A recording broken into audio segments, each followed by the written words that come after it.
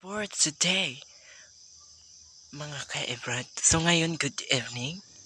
Kay gabi naman, di good evening. Welcome to my vlog, mga ka-Ebrad.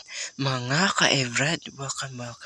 Today, chat out ko sa mga tao diya, mga best friend ko, mga ka-Ebrad. Chat out ko sa naglantaw sa mga video ko. And thank you sa inyo, and God bless mo. Amping mo, and healthy ang katawan nyo. Hindi kayo makasakit, hindi maglain ang lawas niyo. Mga ka-Ebrad, welcome to for today. Good evening everyone. So ngayon, nag-vlog tayo ngayon. Ang kasama ko ay mga dog si Kichay, Princess, at si Duterte ang kasama ko ngayon. Nandito sila. Ang aming dog nga, Francis, nag-upo. Si Duterte nasa ilalom. Dayon si Kichay na doon sa ilalom lamesa, mga ka-Evrad. For today, tomorrow is classic na. Tomorrow. Because today is happy. Happy today. Because wala ka adtos balay. Miss ko na sa bahay eh. Miss ko na sila mama. Pero wala ako nakaadto kasi si Lola eh.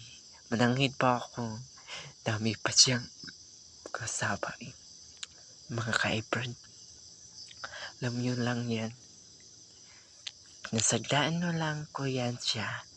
Ganinang buntag naglimpyo ko sa baba. Daming pinag-istorya. Ako naman naglinis sa baba. Iwan ko sa kanya kung bakit ganyan na pala, no? Sagdaan lang nakin siya, no? Kay makasalamat tayo. Kung iwan ko sa buhay ko.